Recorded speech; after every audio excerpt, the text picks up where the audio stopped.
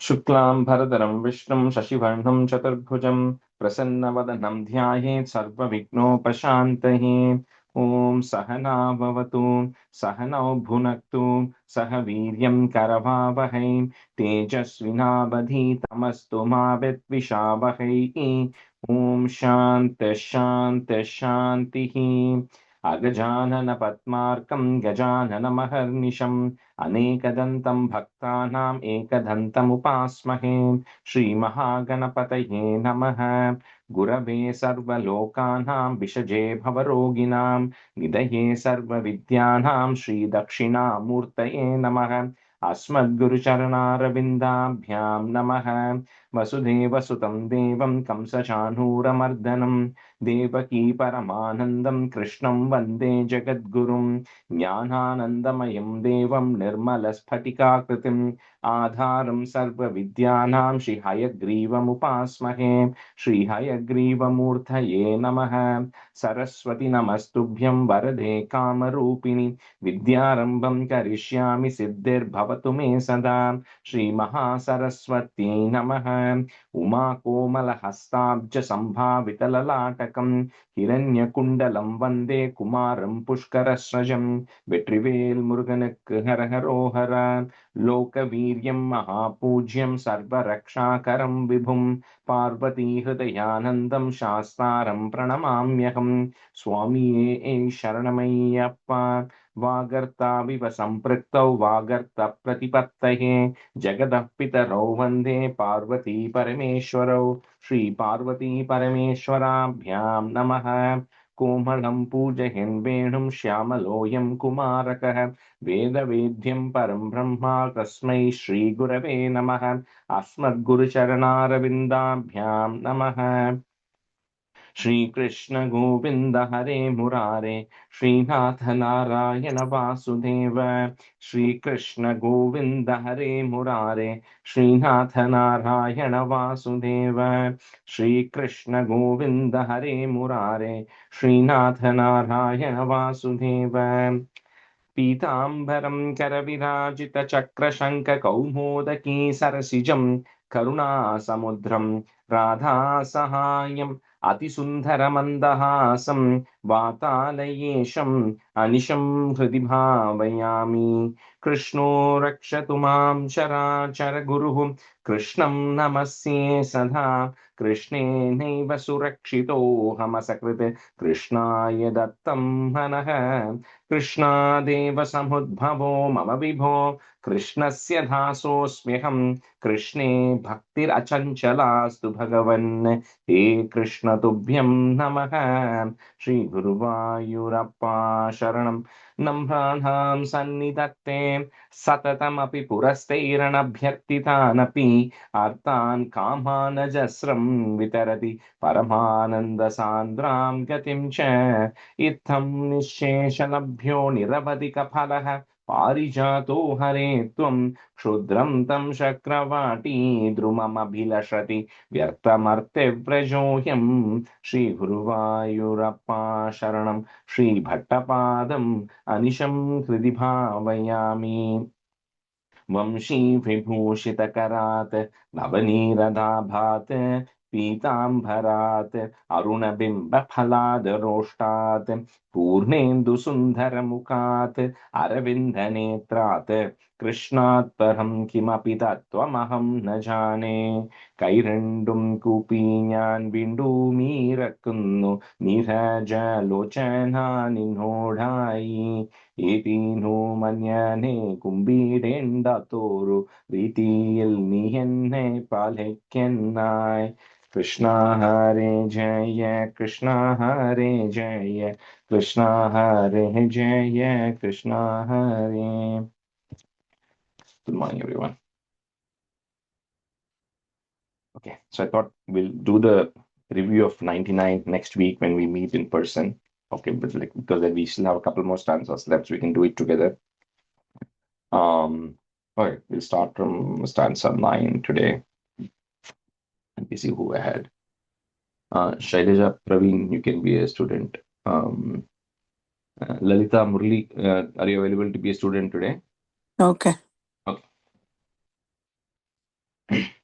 Let's stanza 9.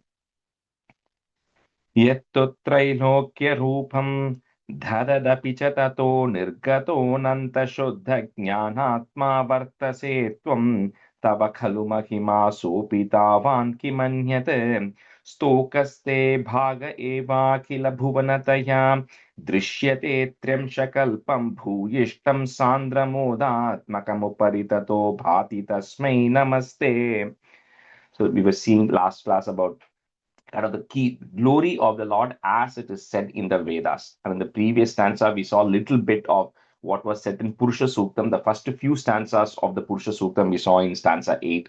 So this is a little bit of a continuation of the Purusha Suktam. The next two stanzas, for those who know, Etavanasya Mahima Ato Jyayahischa Purushaha. So that the two stanzas which are compiled here. The one it says is that the whole world, again, going back to when the cosmic creation we had talked about, the whole creation where the Hiranya Andam was formed, right, which had the essence of everything which was required, and then you then went into it as energy, and that then became the 14 worlds that we saw about, right? So Bhu, Bhuvaha, Suvaha, Maha, Janaha, Tapaha, all the top worlds and all the bottom worlds. Now, all those 14 worlds, which is all the visible universe that is actually there, it says the total energy which is necessary to manifest the physical 14 worlds is only 1/4 of your total energy that is there. So, what it essentially means is this Brahman, the source we talk about, it's an energy. If you take only 1/4 of the energy of it, that creates the entire universe of the 14 worlds with all of those lokas. The other 3/4 of it remains untouched. It doesn't manifest itself in any form or any shape, because the entire world itself is a manifestation of Bhagavan, the energy in some form, some shape. Says this, so when we say, when the universe, when the whole pralayam happens and the whole thing goes inside and the whole thing comes out, it is only playing with that quarter of your energy. The remaining 3/4 of the energy is not even manifesting. So it's impossible to even comprehend the magnitude of what is this, right? So that's essentially what this is telling, that consciousness of yours, that energy of yours is so massive, it's impossible to comprehend, because everything that we see is only 1/4. And this 3/4, which is untouched, which is beyond all of these things, to that you, Bhati Tasmai Namaste, my namaskarams to that you. Yettu Trailokya Rupam, comma. So like we said, the 14 worlds is generally called as 3 worlds because they just categorize everything below the earth. 7 worlds are considered as one, then the Bhuloka, and then everything above is considered as one. So when they say Trilokyam, it really means the 14, but categorized into 3. So Yettu Trailokya Rupam, comma. Dhadadapi Chatato Nirgato Nanta Shuddha, put a plus, Jnanatma Vartase Tvam, then a comma. So after Trilokya Rupam, comma in the first line, then Jnanatma Vartase Tvam, comma in the second line. Tava Khalu Mahima Sopi Tavan Kimanyate. Yettu Trilokya-rupam dhadadapi cha tato nirgato-nanta-shuddha-jnanatma vartase tvam tava khalu mahima sopi tavan kimanyate. Rajesh என்ன Sir. சொல்றா எனக்கு எந்த ஸ்லோகம்னா I'm sorry. Oh, 9, stanza 9. Rajesh, one question. First word, yastuva, 99. yattuva. Yettu. Yattu, no s. No is, but there is a it. Yet. Okay, yattu. Okay. Yastu இருக்குங்க அதான். Oh, இல்ல it. Yettu. Aminu, Lalita, 99 9. யா யத்துவா எஸ்துவா புரியல. It. PH. Yet. DH தான். ஓ எங்களுக்கும் எஸ்2 கொடுத்துருக்கு. Okay. Yettu.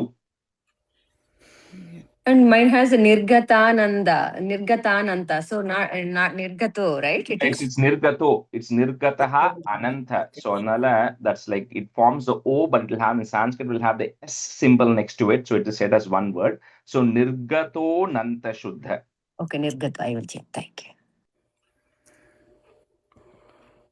त्रैलोक्यरूपं ददतभि च ततो निर्गतोऽनन्तशुद्धज्ञानात्मा वर्तसे त्वं तव खलु महिमा सोऽपितावान् किमन्यत् यत्तु त्रैलोक्यरूपं ददतभि च ततो निर्गतोऽनन्तशुद्धज्ञानात्मा वर्तसे त्वं तव खलु महिमा सोऽपितावान् किमन्यत् यत्तु त्रैलोक्यरूपं ददधपि च ततो निर्गतो नन्दशुद्धज्ञानात्मा वर्तसे त्वं तव खलु महिमा सोऽपितावान् किमन्यत् यत् त्रैलोक्यरूपं ददधपि च ततो निर्गतो नन्दशुद्धज्ञानात्मा वर्तसे त्वं तव खलु महिमा सोऽपितावान् किमन्यत् तोकस्ते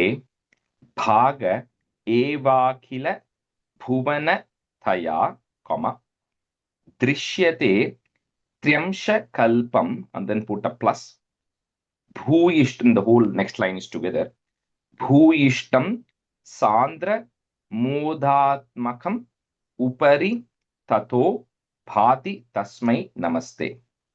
So Trimshakalpam is 3 amsha, so 3/4. So only 1/4 which is visible, the other 3/4 remains as Sandra Modat, remains as the complete spiritual form which doesn't manifest anything.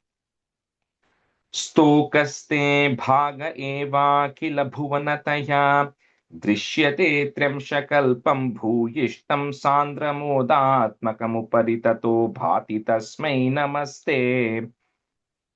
तोकस्ते भागये वा किल भुवनतया दृश्यते त्रंश्यकल्पं भूयिष्ठं सान्द्रमोदात्मकमुपरि ततो भाति तस्मै नमस्ते तोकस्ते भागये वा किल भुवनतया दृश्यते त्र्यंशकल्पं भूयिष्ठं सान्द्रमोदात्मकमुपरि ततो भाति तस्मै नमस्ते स्तोकस्ते भागये वा किल भुवनतया दृश्यते त्र्यंशकल्पं भूयिष्ठं सान्द्रमोदात्मकमुपरि ततो भाति तस्मै नमस्ते स्तोकस्ते भागये वा किल भुवनतया दृश्यते त्र्यंशकल्पं भूयिष्ठं सान्द्रमोदात्मकमुपरि ततो भाति तस्मै नमस्ते. So, and the third line, fourth line together, okay. Trimshakalpam bhuyishtam. Okay. Yeah. Sansatan. Avyaktam te swarupam dhuradighamatamam tattu shuddhaikasatvam vyaktam chapyetadeva sputam amritarasam bodhi kallolatulhyam sarvotkristam abhishtam tadiha gunarase naiva chittam harantim murtim te samshrayeham pavanapurapate pahimam krishna rogat. So he wraps it up saying 9 stanzas where we describe the glory of the Lord in nirguna form, right, without having a form. He says, like it says in the first stanza of Dashakam 1, Sandrananda, which says, this unmanifested form of yours, nirguna form of yours, is very, very difficult for anybody to grasp it. So if any of us is not grasping it, you don't have to worry. Because he says it's not possible for anybody to truly understand that, because it does not have any shape, it does not have any qualities, it does not have any attributes. So our mind cannot hook on to anything which is nothing, right? How can you hook on to anything which is nothing? It's very difficult for us to interpret that. But it says this physical form that is given to you, right? Any physical form. So in this case, because he's sitting in front of Guru Ayyappan, he's saying this physical form that I'm seeing is very, very clear. Right? It is like very crisp because I can see your hands, I can see your legs, I can see your body. That is how we can relate to it, right? I can clearly meditate on it. I can look at it. I can love the image of it. I can love the picture of it. I can look at it and enjoy the alankarams which are on it. So that form is very clear, like how the waves clearly separate itself from the ocean. You can clearly see the waves on the ocean. So that way, so he says, all I am going to do is, because that pure form is still a representation of that nirguna form, nirguna thing, which is formless. Murtim te samshraye aham. So I am going to devote myself to just loving and being devoted to that Murti form of yours, the physical form of yours, rather than the Nirguna form of yours, which I cannot meditate on at all. So with that, the session comes to an end. Guru, please eradicate. So that's kind of literally how he's wrapping up, saying, while all this we can talk about the greatness of the Lord, we cannot comprehend. So it is totally fine. Pick any god or goddess that you like, take a physical form of it, and then believe, just kind of get devoted to that form, because that is the simplest way to move forward. Avyaktam te swarupam. So vyaktam is clear, avyaktam is unclear. So avyaktam te swarupam, comma, duradhigamatamam. So put a comma again.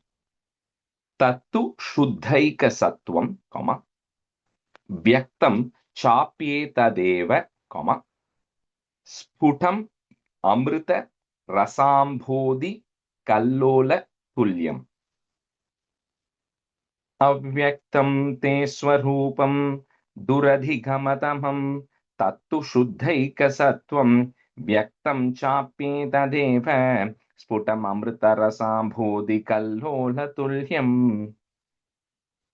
Avyaktam te swarupam dhuradigamathamam tattu shuddhaikasattvam vyaktam chapyetadeva स्फुटममृतरसाम्बोधिकल्लोलतुल्यम् अव्यक्तं ते स्वरूपं दुरधिगमतमं तत्तु शुद्धैकसत्त्वं व्यक्तं चाप्येतदेव स्फुटममृतरसाम्बोधिकल्लोलतुल्यम् अव्यक्तं ते स्वरूपं दुरधिकमतमं तत्तु शुद्धैकसत्त्वं व्यक्तं चाप्येतदेव स्फुटममृततरसाम्भोधिकल्लोलतुल्यम् अव्यक्तं ते स्वरूपं दुरधिकमतमं तत्तु शुद्धैकसत्त्वं व्यक्तं चाप्येतदेव स्फुटममृततरसाम्भोधिकल्लोलतुल्यम्. And then the second line, that just after the comma, sputam amrita. Sputam amrita rasambodhi. Okay, so I we felt cannot like you say added an extra sputam ma or amrita. something. Yeah. Sputam amrita sol. Amrita Correct. sol. No, correct. Now you said it correct now, but when she was saying it, I heard an extra alphabet. But sputam amrita, yeah. Okay. Rajesh, one more question. So I have Vyaktan Chapyeta, but is it Vyaktam? Yeah, Vyaktam. It's ikandata. Vyaktam. Sarvotkrishtama bhishtam, comma, tadiha guna rasenaiva chittam harantim, comma, murtim te samshrayeham, comma, pavanapurapate pahimam krishna rogat.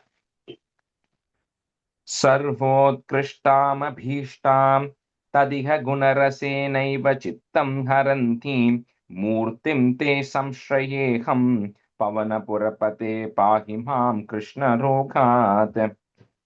सर्वोत्कृष्टामभीष्टां तदिह गुणरसेनैव चित्तं हरन्तीं मूर्तिं ते संश्रयेऽहं पवनपुरपते पाहि मां कृष्णरोगात् सर्वोत्कृष्टामभीष्टां तदिह गुणरसेनैव चित्तं हरन्तीं मूर्तिं ते संश्रयेऽहं पवनपुरपते पाहि मां कृष्णरोगात् सर्वोत्कृष्टामभीष्टां तदिह गुणरसे नैव चित्तं हरन्तीं मूर्तिं ते संश्रयेऽहं पवनपुरपते पाहि मां कृष्णरोगात् सर्वोत्कृष्टामभीष्टां ददिह गुणरसे नैव चित्तं हरन्तीं मूर्तिं ते संश्रयेऽहं पवनपुरपते पाहि मां कृष्णरोगात्.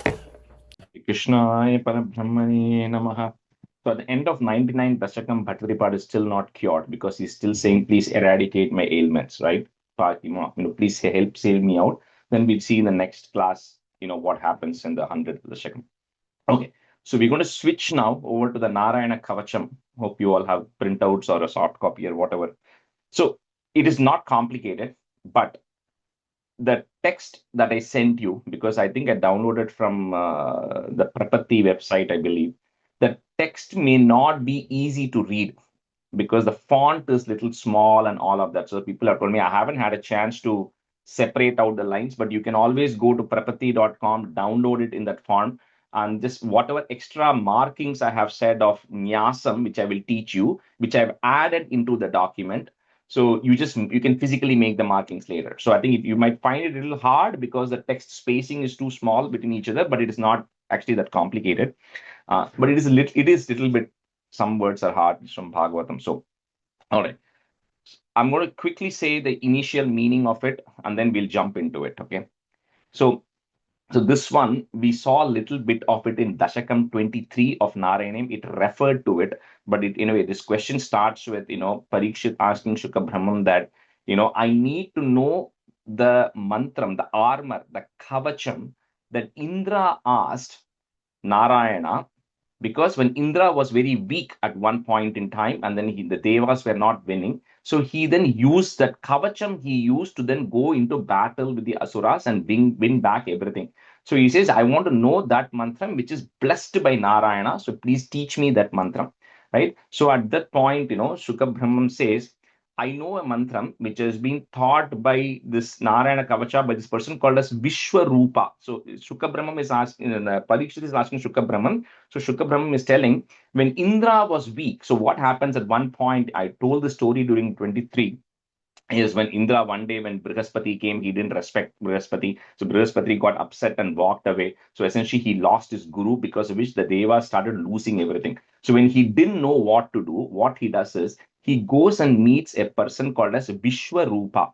So this Vishwarupa, he then teaches Indra this Narayana Kavacham. So this in the Narayana Kavacham, he then tells, and Indra then chants that Narayana Kavacham pretty regularly, and then he gets a necessary strength, and then he's able to go defeat an asura called Vritasura, right? So that comes, it's a detailed story, which we little bit saw in Dashakam 23. You may not remember it completely, but there's a person called Chitraketu and all of that stuff. So that is the initial introduction of what this is, but it is like any other kavacham, right? Like you chant Skanda Shashti Kavacham and all of this kavacham. It's a shield. It's a protective shield, right? That's all it is, right? So Rajo Vacha Yaya Guptaha, put is Guptas Sahasrakshaha, comma. So for simplicity, I'm just going to break at the middle of every line, okay, to keep the chandas consistent. Some lines you may say it together, but if you want to say the whole line together, that is also fine. But to keep it simple, we'll break it there. Sahasrakshaha, comma. Savahan Ripusainikan Kridan Niva Vinirjitya, comma. Trilokya Bhubuje Shriyam.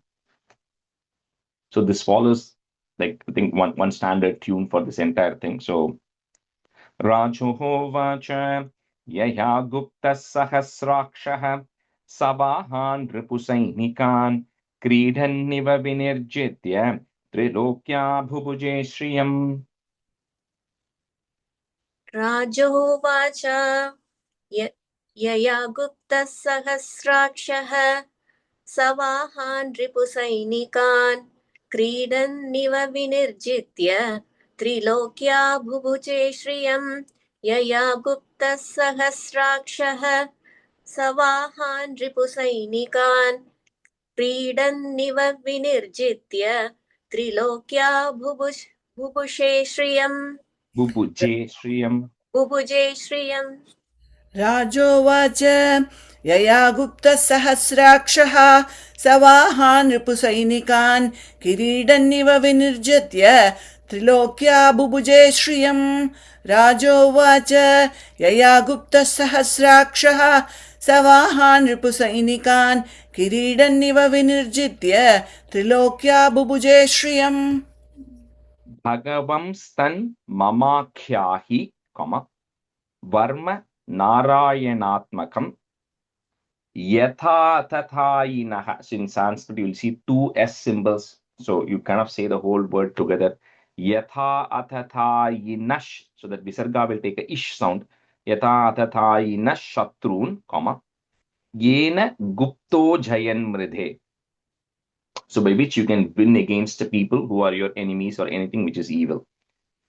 भगवंस्तन्ममाख्याहीन् वर्म नारायणात्मकम् यथा तथा हि न शत्रून् येन गुप्तो जयन्मृधे भगवन्स्तन्ममाख्याहि वर्म नारायणात्मकं यथा तथा यिनः शत्रुन् येन गुप्तो जयन्मृदे भगवंस्तन्ममाख्याहि वर्म नारायणात्मकं यथा तथा यिनः शत्रुन् येन गुप्तो जयन्मृदे भगवंस्तन्ममाख्याहि वर्म नारायणात्मकं यथा तथा यिनः शत्रून् येन गुप्तोऽजयन्मृते भगवंस्तन्ममाख्याहि वर्म नारायणात्मकं यथा तथा यिनः शत्रून् येन गुप्तोऽजयन्मृते Shri Shuka Uvacha Vritah put a F Vritah Purohitastvastro, Mahendrayanu Prichate Narayanakyam Varmaha, Tadihaika Manaha put a Ish Tadihaika Manash Shrunu. Shri Shuka Uvacha Vritah Purohitastvastro Mahendrayanu Prichate Narayanakyam Varmaha Tadihaikamanashrunu. ऋतः पुरोहितस्त्वाष्ट्रो महेन्द्रायानुपृच्छते नारायणाख्यं वर्माः तदिहैकमनाशृणु Shri Shuka Uvacha. श्रीशुकोवाच वृतः पुरोहितस्त्वाष्ट्रो महेन्द्रायानुपृच्छते नारायणाख्यं वर्माः तदिहैकमनाशृणु श्रीसुक उवाच वृतः पुरोहितोऽष्ट्वाश्रो महेन्द्रायानुपृच्छते नारायणाख्यं वर्माः तदिहैकमनाशृणु श्रीसुक उवाच वृतः पुरोहितोऽष्ट्वाश्रो महेन्द्रायानुपृच्छते नारायणाख्यं वर्माः तदिहैकमनाशृणु. So next, Vishwarupa, in the next stanza, he starts teaching the Narayana Kavacham. Now, some of it is actually the Nyasam, right? That's where, if you see in the text I sent, I colored it out of an yellow. So you don't have to literally chant because it's telling you what you need to do. Okay. So the way we do that in Parayanam for those who came even last week, right? So we say Om Namo Bhagavate Vasudevaya 11 times. Okay, so that is there. So you don't have to say it now, but just make a note of it. Next, we are going to do a Nyasam. Okay, so the Om Namo Narayanaya. So each of those aksharams, we're going to touch the various parts of your body when you actually say that. Okay, so the first one, and it is described there. So the first Om, you touch your feet. Okay, then Na, touch your knees. Mo, touch your thighs. Na, touch your belly. Ra, your heart. Ya, your chest. Na, your face. And then Ya, your head. So each of this, when you're saying that aksharam, just touch those things. And then you kind of just meditate Om Namo Narayanaya. Okay, so I do it a little fast because I'm used to it, but you do it in your pace. Okay, you won't be able to see me touch my feet and all that, but Om Namo Narayanaya. Om Namo Narayanaya. Om Namo Narayanaya. Om Namo Narayanaya. One tempo, no? Yeah. Om Namo Narayanaya. The Ya வந்து chestல வரும். Ra and Ya will be heart and chest. Last two is face and head. Face and head. Okay. Om Namo Narayanaya. இன்னொரு வாட்டி சொல்லுங்க. போட்டிருக்கு பாரு. Oh, sorry. Okay. Sorry, நான் அது பார்க்கல. Okay. அதுல போட்டு ட்ரை பண்ணுங்க ஒரு comment. The Om is the feet. நீ. No, Na. Oh, sorry. Om Na Mo Na Ra Ya Na Ya. Om Namo Narayana. So essentially, you're just touching all the parts of the Correct. body. Yeah. That's what that's it. It's a nyasam, right? So the next one is karanyasam. So the way you do it, for those who have done Devi Matmyam, you kind of know, the first you always start with the thumb, and you touch your thumb with your ring finger. Okay. So the first one, Om, is the thumb with your ring finger. You touch it from the bottom to the top. Om. Okay. So touch your thumb with your ring finger, bottom to top, both hands, right? So first you get your thumb. Next you touch all your other fingers, but you touch your other fingers with your thumb. Okay. So na is your index finger. With your thumb, roll it bottom to top of your index finger. Na. Then mo is middle finger. Na is ring finger. Ra is a pinky, little finger, right? And then ya is holding, like you're rubbing your palms. And then na is rubbing the back of your palms. And then ya is the namaskara mudra. Okay, so Om Namo Narayanaya. So essentially you do the 5 fingers, then rub the inside of your palms, rub the outside, and then just namaskar. Okay. So Om Na Mo Na Ra Ya Na Ya. Om Namo Narayanaya. Om Na Mo Na Ra Ya Na Ya. Om Namo Narayanaya. Om Na is index finger. Na Thumb. Umbrella, that's the index finger. Yeah. Na இல்ல ஓம்ல ஆரம்பிங்க. ஓம் வந்து you first touch. Thumb. So ring finger actually. Yeah, thumb and ring finger. Yeah, அது ஓம். Om. Then index finger. Na. இல்ல தம்பால index finger. Oh. Na mo Na Ra na Ya Na Ya. Yeah. This is just rubbing.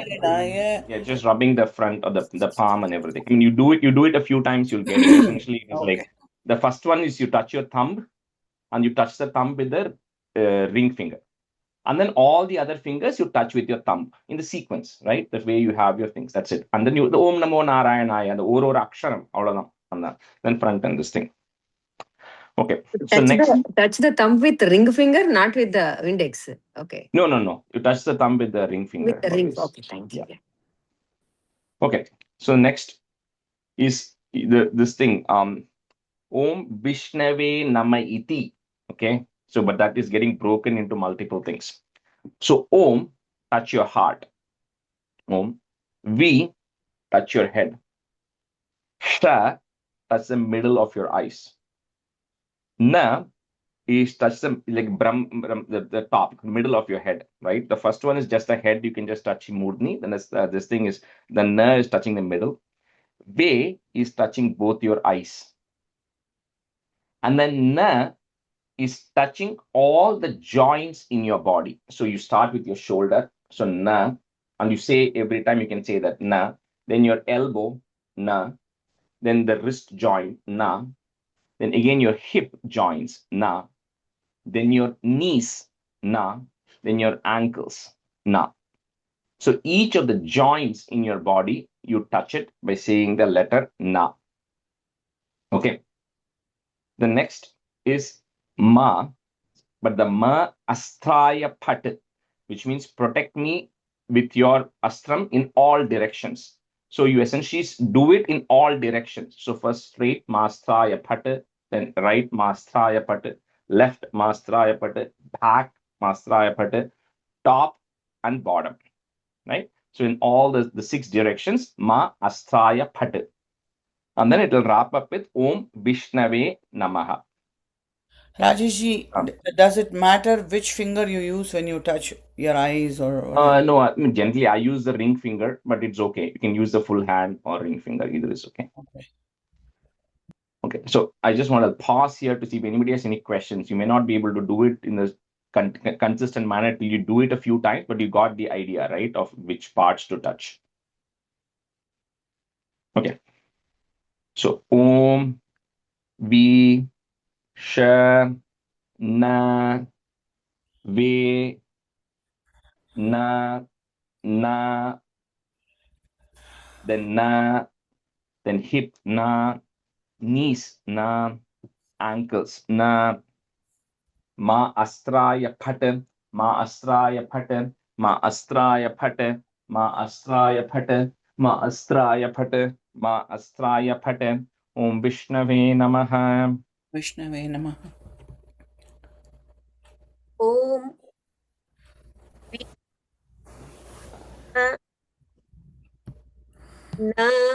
No, na is top of the Brahmarandra, the middle of the top of your head. Sorry. Na Ve Na Na Na. Handle 3, leg 3. Okay. Na Elbow, wrist. Na Then hip, Na knees, ankles. Na. Yeah. Handle 3, leg 3. Ma. Ma and Ma Astraya Phat. Ma Astraya Phat. Ma Astraya Phat. Ma Astraya Phat. Ma Astraya Phat. Ma Astraya Phat. Ma Astraya Phat. Om Vishnave Namaha. Om Vi Sha Na Ve Na. No, now touch all your joints. I know, you have to cross, yeah. Na, na, na, na, na. Ma Astraya Phat. No, Ma Astraya Phat is one thing. Yeah. Ma Astraya Phat, Ma Astraya Phat, Ma Astraya Phat, Ma Astraya Phat, Ma Astraya Phat. Om Vishnave Namaha. Yeah. So now then it will come. So now you kind of did the nyasam, right? So the nyasam is required before you continue with the rest of the kavacham, which nyasam is there in most of the kavachams anyway. So okay, Atmanam Paramam Dhyayet, comma, Dhyayam Shat Shakti Bhir Yutam Vidya Tejas Tapo Murtim, breaking at that Murtim, comma. Next word will start with the E. Imam Mantram Udaharet. Atmanam Paramam Dhyayet Dhyayam Shat Shakti Bhir Yutam Vidya Tejas Tapo Murtim Imam Mantram Udaharet. Atmanam Paramam Dhyayed. Dhyayam Shat Shaktiviryutam. Vidya Tejastapo Murtim. Imam Mantram Udaharet. Atmanam Paramam Dhyayed. Dhyayam Shat Shaktiviryutam. Vidya Tejastapo Murtim. Imam Mantram Udaharet. Atmanam Paramam Dhyayet Dhyayam Shat Shaktiviryutam Vidya Tejastapo Murtim Imam Mantram Udaharet. Atmanam Paramam Dhyayet Dhyayam Shat Shaktiviryutam Vidya Tejastapo Murtim Imam Mantram Udaharet. Because you touched the various aksharams of Narayana and Vishnave on each of your body parts. So this is telling now you have to assume that you are one with Narayana. That is the purpose of the Kavacham. Is like even in Rudram, you do a Nyasam upfront, right? The Nyasam, essentially, you say the various names of Shiva and touch the various parts of your body. So essentially, you are saying, I am one with that Bhagavan with who I'm going to do the Kavacham right now. So you be in me. So you meditate on that form as you being one with Bhagavan, and then you continue with the rest of the Kavacham, saying, protect me in various parts, right? That's what is going to come. Om Harir Vidhadyan Mama Sarva Raksham, comma, Nyastangri Padmah, put a F, Padmah, Patagendra Prishte, Darari Charmasi, Gadeshu Chapa, Pashan Dhadhanoshta, that's one word, Pashan Dhadhanoshta, Gunoshta Bahuhu. So this is that Hari, who is sitting on Patagendra, Pataga Indra. Pataga is a bird. Indra is the king of birds. So he's sitting on Garuda. So who's sitting on Garuda with his feet touching Garuda, and who has the Pashan Dadanushta Ashta Gunoshta Bahuhu. So who has 8 hands and who also has Ashta Siddhi. So he has 8 gunas, which means he has the 8 siddhi, which is anima, lahima, mahima, and all of that 8 siddhis, who has 8 hands, and each of those 8 hands is having the various things. So one is having dara. Dara is conch. Ari, second line, darari. So dara and ari. Dara is conch. Ari is the chakram. Then charma is the shield. So each of that with your shield, gada, then arrows, bow, and all of these things. You in your 8 hands, who has 8 different things, who's sitting on that Garuda with his feet touching the Garuda, and that Hari, who has got the Ashta Siddhi. First, you're praying to him, saying, "Please protect me." Right? You first, Hari. You first, please protect me. Om Harir Vidhadhyan Mama Sarva Raksham Nyastangri Padmah Patagendra Prishthe Darari Charmasi Gadeshu Chapa Pashan Dhadanoshta Gunoshta Bahuhu. So the second line, I forgot to say, it's a continuous, the second line. Om Harir Vidhadhyan Mama Sarva Raksham Nyastangri Padmah Padakendra Prishte Darari Charmasi Gadeshu Chapapashan Dadhanoshta Gunoshta Bahuhu. Om Harir Vidhatyan Mama Sarva Raksham Nyastangri Padmah Padakendra Prishte Darari Charmasi Gadeshu Chapapashan Dadhanoshta Gunoshta Bahuhu. Second line, Sravija, Pashan Dadanoshta. Okay. Pasha. Oh, And Pashan Dadanoshta. Pashan Dadhanoshta. Thank you. ॐ हरिर्विदत्यान् मम सर्वरक्षां न्यस्ताङ्घ्रिपद्मः पदकेन्द्रपृष्ठे तरारिचर्मासिकतेषु चाप पाशान्तदानेष्टकुनोष्ट बाहुः ॐ हरिर्विदत्यान् मम सर्वरक्षां न्यस्ताङ्घ्रिपद्मः पदकेन्द्रपृष्ठे तरारिचर्मासिकतेषु चाप पाशान्तदानेष्टकुनोष्ट बाहुः. Second line, Pashan Dadanoshta. Oh, Pashan Dadanoshta Gunoshta Bahu. Rajeshji, one question. First da is not Mahaprana, right? Dadhano. The dha. The second, the first da is the first da, second is the second da. Dadhanoshta. Yeah, sure. Thanks. Yeah. Jaleshu mam rakshatu matsya murtihi. So add a visarga and comma there. And then the next line, for those who are following Sanskrit, there's a ir, which is on top of the ya, that goes away. Yado ghanebhyo varunasya pashat staleshu maya vatuvamano vyat, comma, trivikramaha, put a ich sound, trivikramah khevatu vishwarupaha. Some of the words you can pick it up easily, like Jaleshu, when I'm in water. So you, Hari, who is in the form of Matsya Murti, who in the form of your Matsya Avataram, you then protect me in the water, where there are a lot of, there could be dangerous aquatic animals which might hurt me. So protect me in the water as Matsya Murti. Then when I'm on the land, on the Staleshu, you took the Avataram as Vamana. So in the form of Vamana as a dwarf, you protect me on the land. Then when I'm in the sky, then that same Vamana took the form of Trivikrama, right? So you then took the form of the big form of yours where you covered the entire world. So when I'm not on land and I'm not on water, but I'm somewhere in space, when I'm traveling, then you come as Trivikrama and then protect me there. So with that, in each of the land, water, and air, you protect me in the various forms. Jaleshu mam rakshatu matsya murtihi यादो गणेभ्यो वरुणस्य पाशात् स्थलेषु मायावटुवामनो व्यात् त्रिविक्रमः खेवतु विश्वरूपः जलेषु मां रक्षतु मत्स्यमूर्तिः यदो गणेभ्यो वरुणस्य पाशात् स्थलेषु मायावटुवामनो व्यात् त्रिविक्रमः केवत् विश्वरूपः First line, Shailaja, Yado Ganebhyo. Yado Ganebhyo. And second line, it's Trivikramah Kevat. Yeah, H sound. Trivikram Kevatu. Okay, Kevat.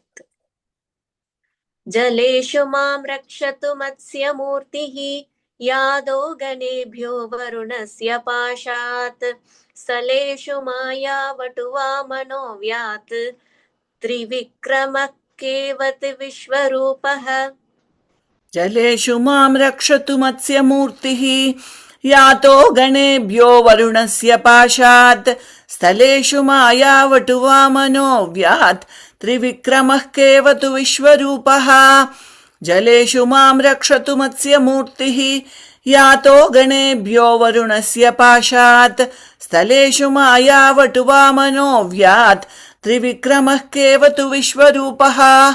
Then the first line, just after the comma, Ya do, okay, da sound, okay, Ya do Ganebhyo. எனக்கு இந்த நீங்க அமிச்ச அந்த தமிழ் இதுல அந்த இதெல்லாம் இல்ல. I know it's not perfect. Sorry. So if you can find any other better script, right? Yeah. Please download it from some other அதனால place. எனக்கு தெரியல. I will try to print it. Yeah. And then wherever you download it from, just make sure on the comments which have hidden, some lines have hidden, just as long as you correct it, you are good. Okay. Durgesh Vata Vyaji Mukhadishu Prabhu, comma, Payan Nrisimhosura Yutaparihi Vimunchato Yasya Mahatahasam, comma, Disho Vinedur Nyapatamscha Garbhaha.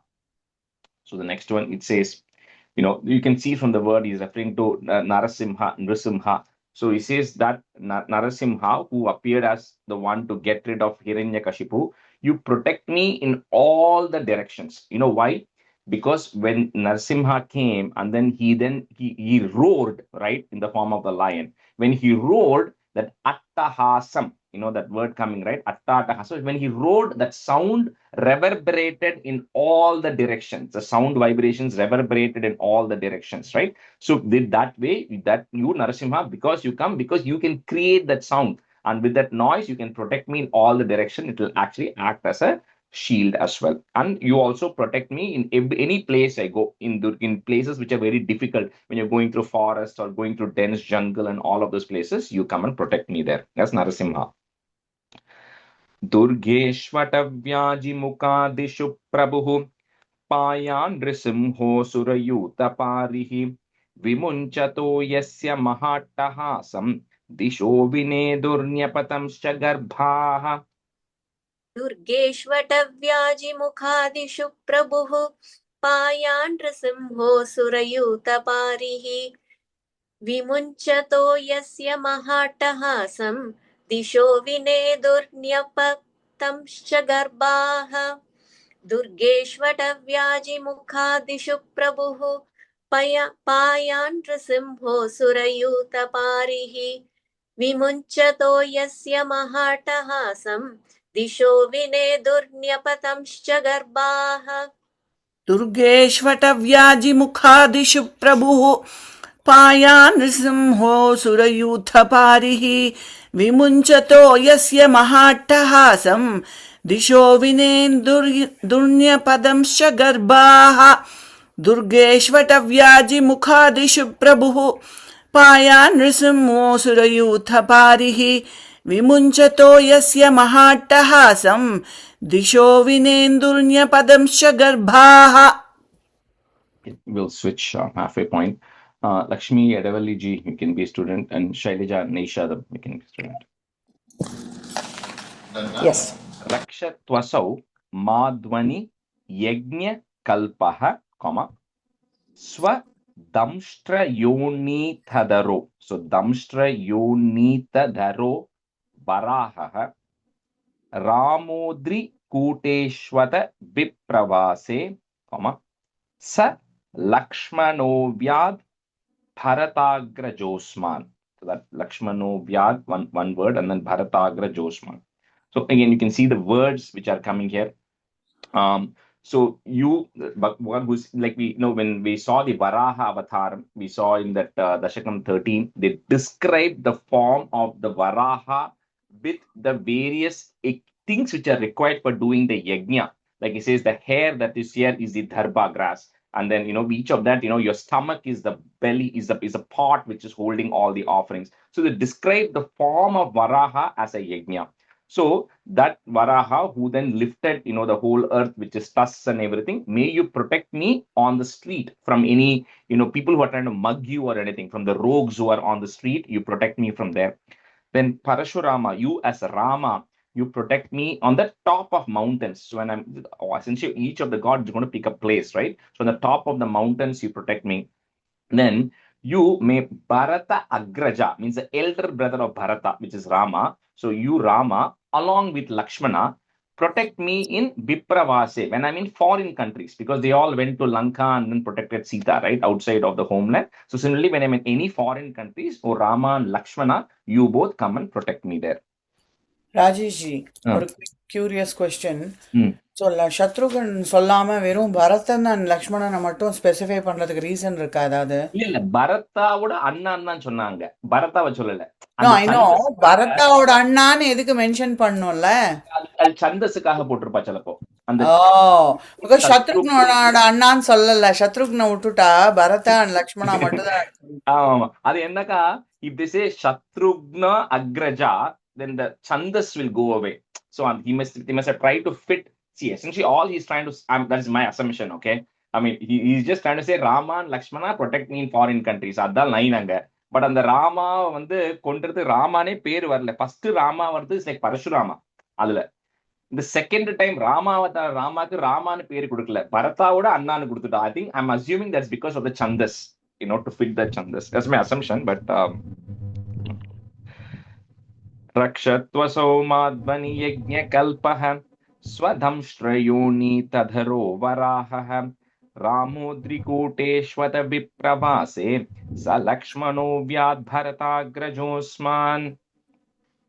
रक्षत्वसो माध्वनियज्ञकल्पः स्वद्रंष्ट्रयोनितधरो वराहः रामो त्रिकूटेष्वतविप्रवासे स लक्ष्मणो व्यातभरताग्रजोऽस्मान् रक्षत्वसौ माध्वनियज्ञकल्पः स्वद्रष्ट्रयोनितधरो वराहः रामो कूटेष्वत विप्रवासे स लक्ष्मणो व्याध भरताग्रजोऽस्मान् रक्षत्वसौ माध्वनि यज्ञकल्पः स्वदंष्ट्रयोन्नीतधरो वराहः रामोद्रिकूटेष्वथ विप्रवासे स लक्ष्मणो व्याध भरताग्रजोऽस्मान् रक्षत्वसौ माध्वनि यज्ञकल्पः स्वदंष्ट्रयोन्नीतधरो वराहः रामोद्रिकूटेष्वथ विप्रवासे स लक्ष्मणो व्याध भरताग्रजोऽस्मान्. Mom, Ugra Dharmat, I'm just breaking at the da, it and a. Mom, Ugra Dharmat, Akilat, Pramadat. So if you have a double na there, we're just breaking it. Pramadat, comma. Next word will remain na. Narayanaha, put a F. Narayanah, Patu, Narascha, Hasat. Dattas, Tvayogadatha, Yoga Nataha, comma. Payat Guneshaha, put a ich Gunesha, Kapilaha, put a ich Kapilah, Karma Bandhat. So here multiple things. First, the Narayana protect me from Ugra Dharma. It's like all the false rules which are actually there, which we all sometimes get catchy. Somebody says you do this, somebody says you do that, right? So we end up doing certain wrong things, wrong religious things. So when I'm doing any of those things, wrong things without knowing, oh Narayana, you please come and protect me. Then Nara, you in your form as Nara. If you remember Narayana Dashakam 16, where Indra sent everybody to remove, trying to disturb their penance, and then he then got Urvashi out, and then he removed the pride of Indra. So you as Nara, remove the pride that I have on different things in me. So remove anything that I have related to pride. Then you as, here as Kapila. So Kapila Avataram 14-15, where he talked about how all the things we do creates bondage to all the material things we do causes bondage, attachment to a lot of things. So you as Kapila come and remove all the bondage I have to all of the material things as well.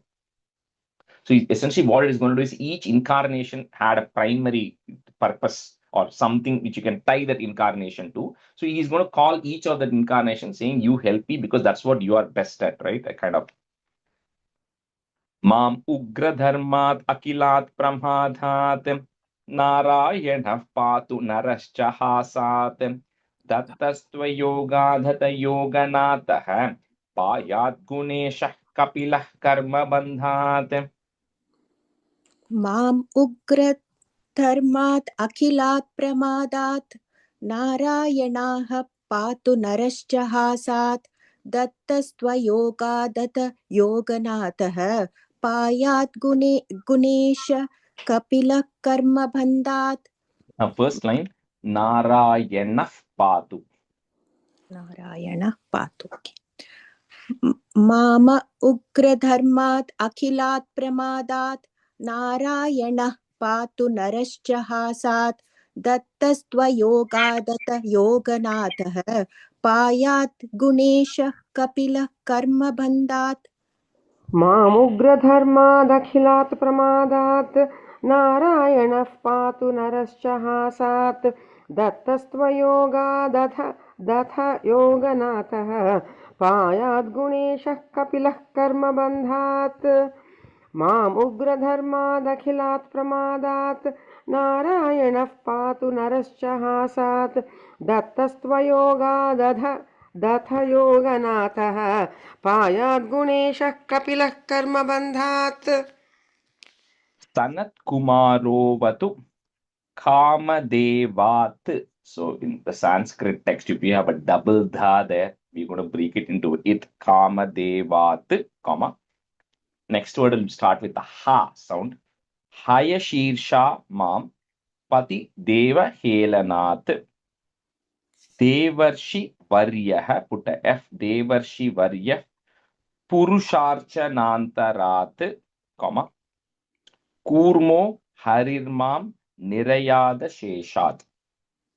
So one of the other big distractions, right, is everything related to the material desires, right? One of the big distractions is anything related to lust, right? So the lusty desires will just take you away from the devotional path. So the best people who gave up everything, who always wanted to remain brahmachari, celibate, are the Sanat Kumaras who first came from Brahma. Because remember, the long time back when we talked about it, the first step of creation, Brahma said, I have to grow creation. So first the four Sanat Kumaras come. And Brahma says, I want you to go spread the creation. But they're like, no, I don't want to do anything related to creation. I don't want to do anything related to material. I always want to be devoted, right? So you, as in the incarnation of Sanat Kumaras, please come and remove all the lusty desires that we actually have. Then the next one is you as Hayagriva. So, Hayagriva, is the essentially giving the knowledge, right? Giving the Vedas. So, if I am making mistakes when I'm doing different things. So, for example, when you don't treat the Brahmanas properly, when you're not treating other people properly. So, all the mistakes I'm doing there, you then come as Hayagriva and then prevent that. And Narada, because Narada is another big Deva Rishi. So when you commit offenses when you're worshipping, so we all worry about, am I doing the right way or the wrong way when you're worshipping the deity? So because Narada has written in his Narada Pancharatra, he gave descriptions of how to do worship. What is the right way to do worship? But we may not be doing it all correctly. So you as Narada, please come and bless me. So if I don't worship something properly, if I'm not doing things the right way, you please bless me or protect me so that nothing happens there. And then you as Kurma. So Kurma, what happened in Kurma Avataram? The Bhagavan came as Kurma to prop something up, right? Because the mountain was sinking. So he came and lifted it. So if we fall into lower levels because of bad activities, we are essentially going down in consciousness or we go into bad ways, you come as Kurma and then prop me up so I don't fall into more bad things. So you come and prop me up as Kurma. Sanat Kumaro Vatu Kamadevat Hayashirsham Mam Pati Deva Helanat Devarshi Varyah Purusharchanantarat Kurmo Harirmam Nirayada Sheshat. सनत्कुमारो वतु कामदेवात् हयशीर्षा मां पतिदेव हेलनात् देवर्षिवर्यः पुरुषार्चनान्तरात् कूर्मो हरिर्मां निरयादशेषात्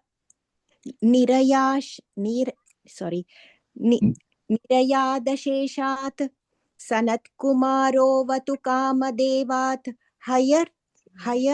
हयशीर्षा मां पतिदेव हेलनात् देवर्षिवर्यः पुरुषार्चनान्तरात् कूर्मो हरिर्मां निरयादशेषात् सनत्कुमारो वतु कामदेवात् हयशीर्षा मां पथिदेव हेलनात् देवर्षिवर्यः पुरुषार्चनान्तरात् कूर्मो हरिर्मां निरयादशेषात् सनत्कुमारो वतु कामदेवात् हयशीर्षा मां पथिदेव हेलनात् देवर्षिवर्यः पुरुषार्चनान्तरात् कूर्मो हरिर्मां निरयादशेषात् Dhanvantarir Bhagavan Patvapatyaat.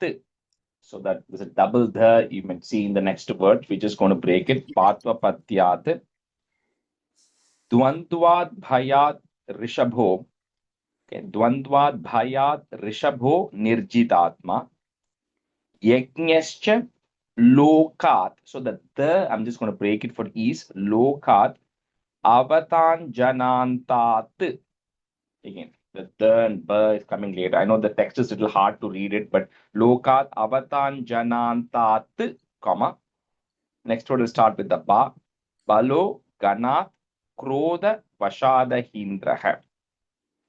So here some of the words you can see Dhanvantari. So you in your incarnation as Dhanvantari, because anytime we eat some food or all of those things which causes health issues for us. So you please come as Dhanvantari and please protect me from all of the medical ailments, the physical illness and everything that I actually have. Next is Rishabha. So Rishabha Yogishwara, who we saw in Dashakam 19. So he had full control of his senses. So he was never affected. He was, like I said, he was walking naked all over, right? So he was not affected by rain, cold, or any of the weather, etc. So you as Rishabha Yogishwara, come and protect me from all the extreme weather conditions that we might actually see.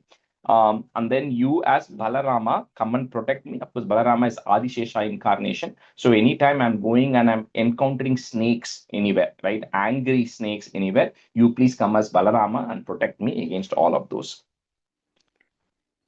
Dhanvantarir Bhagavan Patvapatyat Dvandvad Bhayad Rishabho Nirjitatma Yajnascha Lokad Avatanjanantat Baloganat Krodavashadahindraha.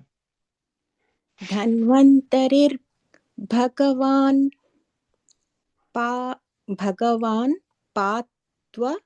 Patyat. धन्वन्तरिर् भगवान् पात्वपत्यात् Dvandvad Bhayad भयात् Rishabho. It is vru? Is it vru? Just because you're breaking the and the it's a dr, but we are saying Dvandvad Bhayat Rishabho. Oh, Vrishabho. Rishabho. Rishabho. Is it a ra or a vru? No, like I said, it is the original word is a dr.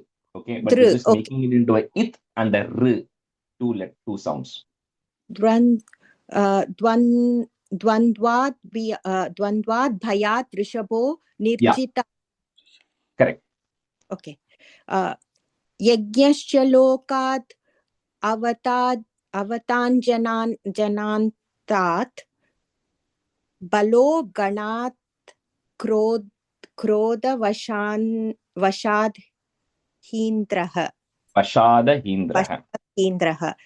Dhanvantarir Bhagavan patyat dvan. I think I have to practice this. No.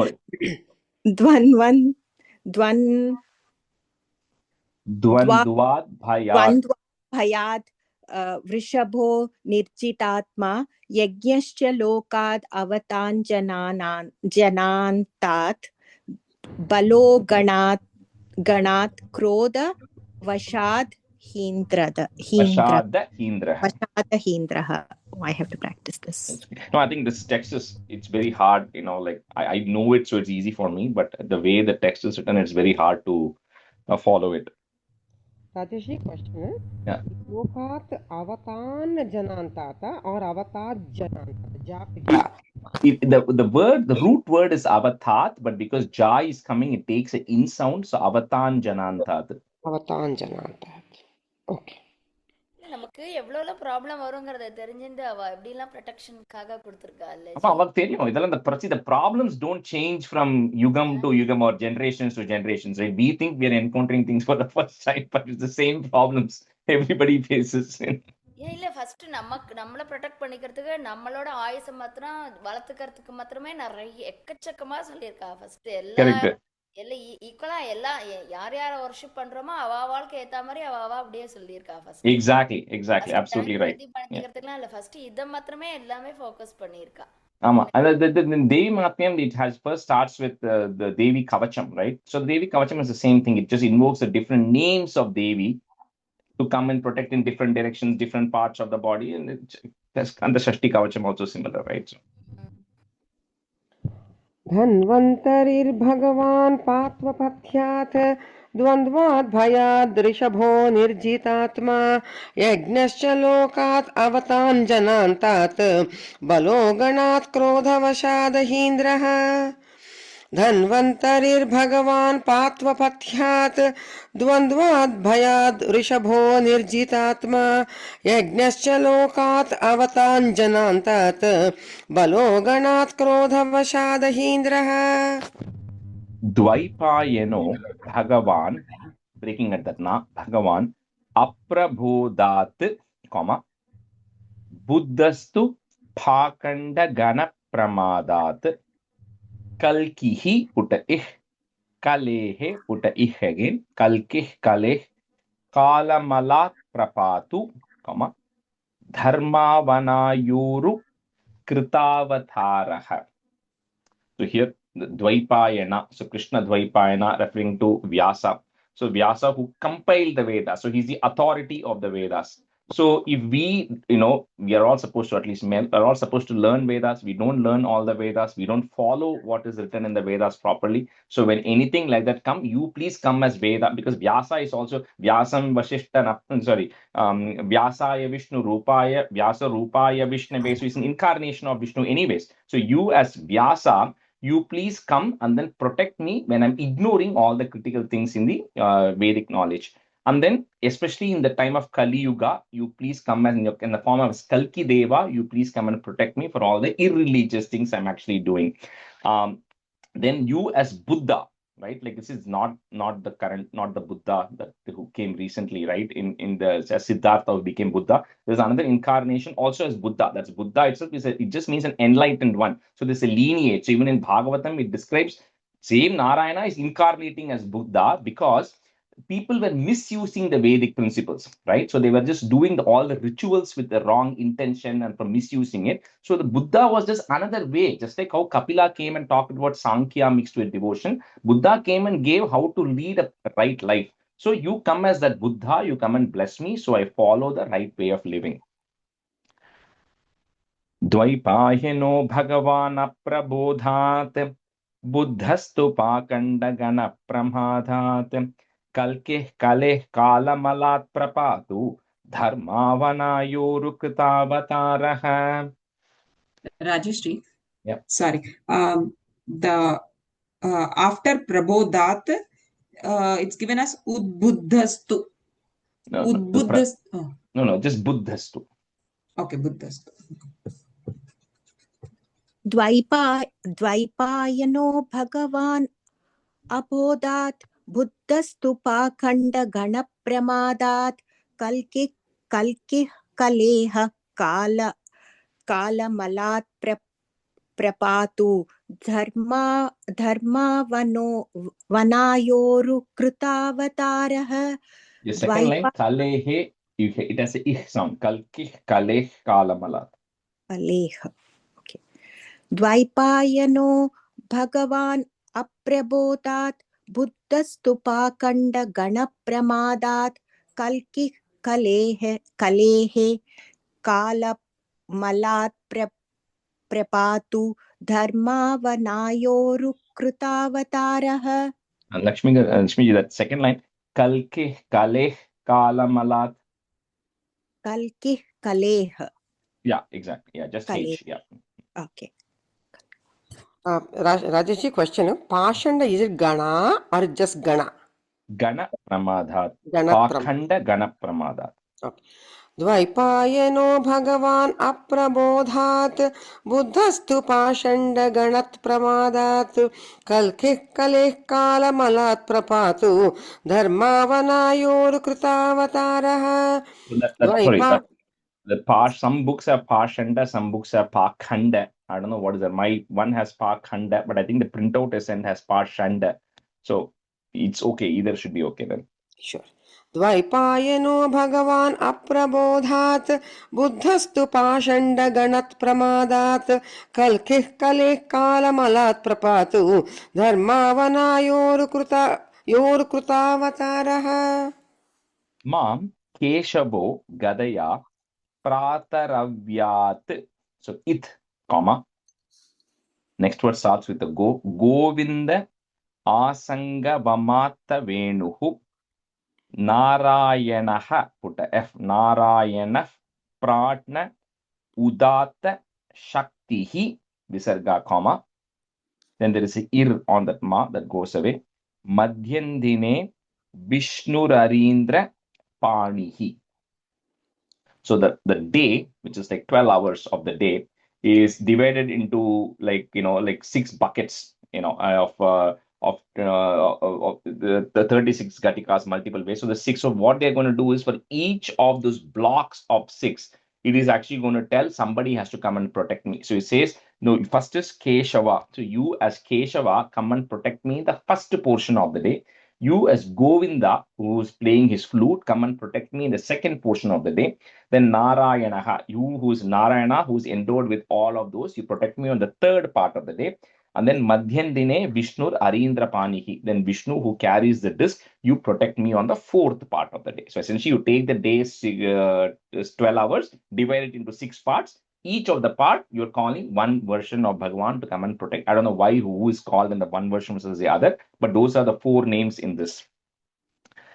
Mam Keshavo Gadaya Prataravyat Govinda Asangavamata Venuhu Narayana Pratna Udata Shaktihi Madhyandine Vishnurarindra Panihi. मां केशवो गदया प्रातरव्यात् गोविन्द आसङ्गवमात्तवेणुः नारायणः प्राह्न उदात्तशक्तिः मध्यन्दिने विष्णुररीन्द्रपाणिः. मां केशवो गदया प्रातरव्यात् गोविन्द आसङ्गवमात्तवेणुः नारायणः प्राह्न उदात्तशक्तिः मध्यन्दिने विष्णुररीन्द्रपाणिः. मां केशवो गदया प्रातरव्यात् गोविन्द आसङ्गवमात्तवेणुः नारायणः प्राह्न उदात्तशक्तिः मध्यन्दिने विष्णुररीन्द्रपाणिः. मां केशवो गदया प्रातरव्यात् गोविन्द आसङ्गवमात्तवेणुः नारायणः प्राह्न उदात्तशक्तिः मध्यं दिने विष्णुररीन्द्रपाणिः. இது படிக்கிறப்ப எனக்கு இந்த சந்தியானந்தனத்துல காலம்புரவர் பண்றப்ப மாதவா கேசவா கோவிந்தா அச்சுதா இந்த 12 தான் வரும். அதுதான் எல்லாம் எப்படிலாம் பயங்கரமா ஆச்சரியமா இருக்கு ஜி. அதெல்லாம் நீ ஒன்ன ப்ரொடெக்ட் பண்ணிக்கோ, ஆயுச வளர்த்துக்கோ, அதுக்கப்புறம் மத்ததெல்லாம் பாருங்கிற மாதிரி எல்லாத்துலயுமே எல்லாருக்கும் சொல்லி கொடுத்துருக்கா. Correct. I mean, that also you're right. The sequence comes the same. Even I didn't connect it, but it does the same thing. Yeah. Devo paranhe madhuhogra dhanva, comma, sayam tridhamavatu madhavo mam, doshe hrishikesha udharta ratre, comma, nishita ekovatu padmanabha. So we did the four parts of the day in the previous stanza. In the fifth part of the day, you come as Madhusudana, you as one who got rid of Madhu, the protector of who in the Narakasura episode. You come as Madhusudana to protect me there. Then you come as Madhava, to protect me in the evening, which is the last part of it. Then the first part of the night, Hrishikesha. You come as Hrishikesha and then come protect me in the first part of the night. And later on in the second part, because night also has 6 parts, the second part of the night, you come as Padmanabha and protect me. Devo paranhe madhuhogra dhanva sayam tridhamavatu madhavo mam doshe Hrishikesha udharta ratre nishita ekovatu padmanabha. देवोपराह्णे मधुहोग्रधन्वा सायं त्रिधामावतु माधवो मां दोषे ऋषिकेश उतार्द्ररात्रे निशीतये कोवतु पद्मनाभः. देवोपराह्णे मधुहोग्रधन्वा सायं त्रिधामावतु माधवो मां दोषे Hrishikesh उतार्द्ररात्रे निशीतये कोवतु पद्मनाभः. Nishita ekovatu. Nishita. Okay. Rajesh, question. Utardha or Udartha? Is it Dharata? Udardha Ratre. That's a Da, is it? Okay. Second Dha. Udardha Ratre. Sure. देवोपराह्ने मधुहोग्रधन्वा सायं त्रिधामावतु माधवो मां दोषे हृषीकेश उदार्धरात्रे निशीथये कोवति पद्मनाभः. देवोपराह्ने मधुहोग्रधन्वा सायं त्रिधामावतु माधवो मां दोषे Hrishikesh उदार्धरात्रे निशीथये कोवतु पद्मनाभः. श्रीवत्सधामा पररात्र ईशः, Pratyush ईशोऽसिधरो जनार्दनः दामोदरो vyad. So that word, that vyad will come together, but I'm just going to break at the da. It'll be easier. Damodaro vyad anusandhyam prabhate, Vishweshwaro Bhagavan Kalamurtihi. So you, Bhagavan, who is the controller of time, you then protect me again. You who has the Srivatsa mark on your chest, Srivatsa Dhama Parara, the one who has Srivatsa mark on your chest, you protect me on the other portion of the night, so right after midnight till like one particular time of the early morning, which is still night. And then you then come and as Janardana, and you come and protect me for the remainder of the night. Then you come as Damodaro Vyad. You come as Damodara, the one who has tied the rope around his belly. You come as Damodara and protect me in the early part. And then you as Vishweshwara, you come and protect me on the final, so that the 6 parts of the night, 6 parts of the day, you as 12 different incarnations or forms come and protect me in all of those. Shri Vatsadhama Pararatra Ishah Pratyusha Ishosi Dharo Janardanah Damodaro Vyad Anusandhyam Prabhate Vishweshwaro Bhagavan Kalamurtihi. श्रीवत्सधामा पररात्र ईशः Pratyush ईशोस् सिधरो जनार्दनः दामोदरो व्याद् अनुसन्ध्य प्रभाते अनुसन्ध्यं प्रभात is it Anusandhyam prabhate. अनुसन्ध्यं प्रभाते विश्वेश्वरो भगवान् कालमूर्तिः श्रीवत्सधामा पररात्र ईशः प्रत्यूष ईशो सिधरो जनार्दनः दामोदरो व्याद अनुसन्ध्यं प्रभाते विश्वेश्वरो भगवान् कालमूर्तिः श्रीवत्सधामा पररात्र ईशः प्रत्यूष ईशोऽसिधरो जनार्दनः दामोदरो व्यात् अनुसन्ध्यं प्रभाते विश्वेश्वरो भगवान् कालमूर्तिः श्रीवत्सधामा पररात्र ईशः प्रत्यूष ईशोऽसिधरो जनार्दनः दामोदरो व्यात् अनुसन्ध्यं प्रभाते विश्वेश्वरो भगवान् कालमूर्तिः Chakram yuganta nalatig manemi, Brahmat samantat bhagavat prayuktam dandagdhyari sainyamashu, kaksham yatha vatasakho hutashaha. Says now chakram. So your Sudarshana chakram, which is very powerful, which is as destructive as at the end of the pralayam, when everything comes on the world, everything gets engulfed in flames. So it is as powerful as that. Just like how a fire can easily burn some dry grass over, similarly, this Sudarshana chakram, which is very powerful, you please come get rid of all of my enemies. Like Ambarisha Charitram, like no, you of course you can't go put this Sudarshana chakram to go kill people unnecessarily, but like in Ambarisha Charitram, when Ambarisha was doing his Ekadashi, was finishing the fast in Dwadashi day, when Durvasa came and tried to disturb all of those things, then the Sudarshana chakram came in to protect, right? So similarly, the Sudarshana chakram, please come and protect me against anybody who's trying to come and hurt me. Chakram yuganta nalatigmanemi Brahmat samantad bhagavat prayuktam dandagdhyari sainyamashu kaksham yatha vata sakho hutashaha.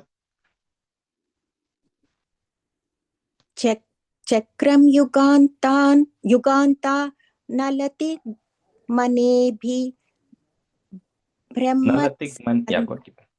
Chakram yuganta nalatigmanemi.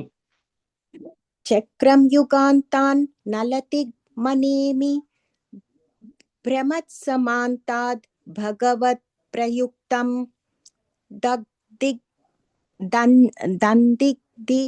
दन्दिग्ध्यरि सैन्यमाशु कंशुं यतां वात्सखो हुताशः.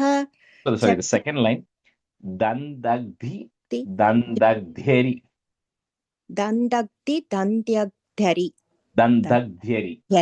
Okay.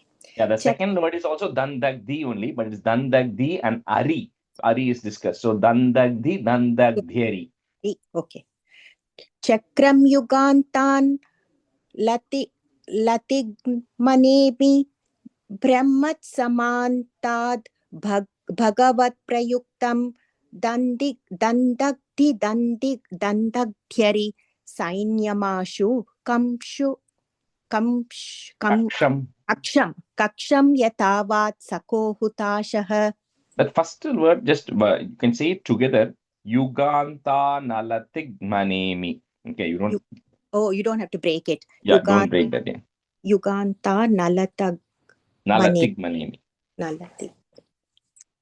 Okay. चक्रं युगान्तानलतिग्मनेमि भ्रमत्समन्ताद् भगवत् प्रयुक्तं दन्दग्धि सैन्यमाशु कक्षं यथा वातसखो हुताशः. चक्रं युगान्तानलतिग्मनेमि भ्रमत्समन्ताद् भगवत् प्रयुक्तं दन्दग्धि सैन्यमाशु कक्षं यथा वातसखो हुताशः. Gadesha nisparshana Visphulinge, nishpindyajita. I say it every day, but I say it without seeing. When I'm seeing the text, I'm getting confused with what text it is, and it's so bad.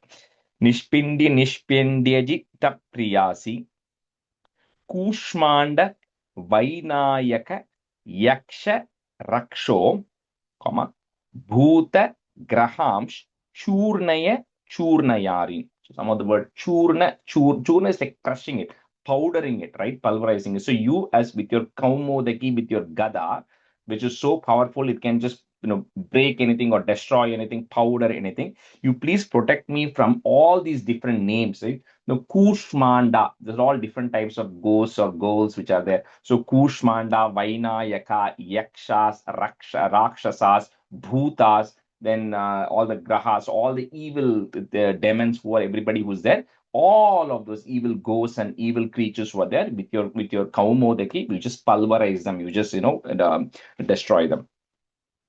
Gadesha nisparshana vispulunge nishpindi nishpindyajita priyasi Kushmanda Vainayaka Yaksha Raksho Bhutagraham Churnaya Churnayarin. Gadesha nisparshana vispulinge nishpindya jita priyasi Kushmanda Vainayaka Yaksha Raksho Bhutagraham Churnayarin. Churnayarin. Okay. Gadesha nisparshana vispulinge nishpindya jita priyasi Kushmanda Vainayaka Yaksharaksho Bhutagraham Churnayarin. Churnayarin. And then the first line, Nishpindhi. Okay, after the comma, Nishpindhi. Nishpindhi, yes. Gadesha nisparshana visphulinge nishpindhyajita priyasi Kushmanda Vainayaka Yaksharaksho Bhutagraham Churnayarin. Gadesha nisparshana visphulinge nishpindi yajita priyasi Kushmanda Vainayaka Yaksharaksho Bhutagraham Churnayarin. That's the first line, last part, right? Nishpindhi. It is Nishpindi Ajita. Those are the two words. Okay, but then you don't have to separate it out. That's why it's Nishpindi Ajita Priyasi. Nishpindi Ajita Priyasi. Yeah. Okay. All right, we'll stop here. We're almost on time, and we'll do another 18 more stanzas, which we'll finish next class. Okay. सान्ध्रानन्दावबोधात्मकमनुपमितं कालदेशावधिभ्यां निर्मुक्तं नित्यमुक्तं निगमशतसहस्रेण निर्भास्यमानम् अस्पष्टं दृष्टमात्रे पुनरुरुपुरुषार्थात्मकं ब्रह्मतत्त्वं तत्तावद्भाति साक्षात् गुरुपवनपुरे हन्त भाग्यं जनानां कायेन वाचा मनसेन्द्रियैर्वा बुद्ध्यात्मना वा प्रकृते स्वभावात् करोमि यत् सकलं परस्मै नारायणायेति समर्पयामि. Thank you, everyone. Thank you, Rajesh. Rajesh. Thank you, Rajesh. Thank you, Rajesh.